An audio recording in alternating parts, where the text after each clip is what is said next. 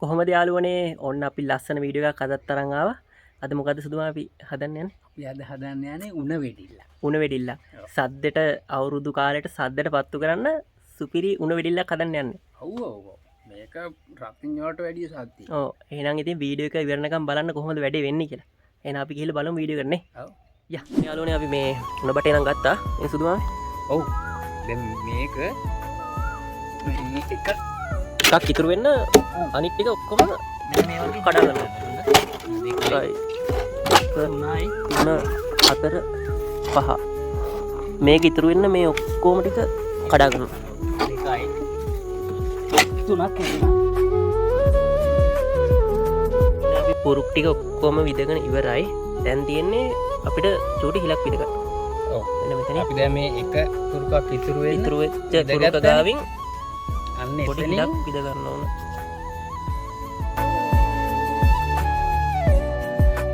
ඊට පස්සේ මේම නියන තියලා මේ නියනේ ප්‍රමාණයට වගේ මේ පුංචි හිලක් හදා ගන්නවා.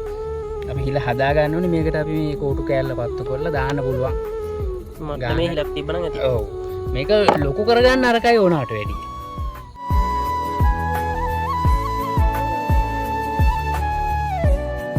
දැන් අපි මේක මේ ගොඩක් මේ පුංචියට කට හදාගන්නේ මොකද දන්නවද? මේක මේ වටේ කට පිච්චිලා ලොකු වෙනවා. ලොකු වෙන හින්දා චූටිය විද ගන්න. චූටියට විද ගන්න.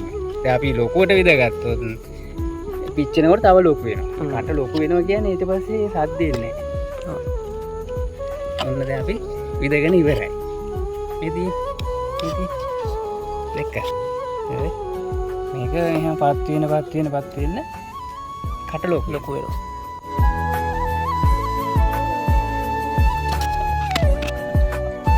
ඔන්න යාළුවනේ අපි සේරම හදාගෙන ඉවරයි ඔන්න ඔය විදියට. දැන් තියෙන්නේ භූමි තෙල් ටික දාන්න නේ සුදුමයි. ඔව්. දාන්න අපි පුනිලයක් ගත්තා අපි වැඩේට. පුනිලෙන් ෂේප් එකට දාන්න තියෙන්නේ. සාමාන්‍ය කොච්චරක් වගේ දාගන්න? අපි මේකේ මේ භාගයක් විතර වගේ තෙල් දාගමු.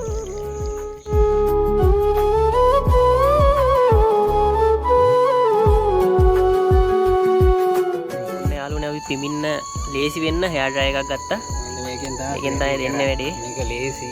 ඔව්. ආරක්ෂාවයි ඔක්කොම තියෙනවනේ. ඔව්. ඒකින්ද ඉස්සර නම් අපි මේක ළමයි කටින් පිඹලා පිඹලා තමයි. ඒකම තමයි කරන්නේ. දැන් ලේසි. ඔව්. ප්‍රශ්නයක් වෙන්නේ නැහැ මේකෙන්. අහලා ගමු එන. එකපාරක්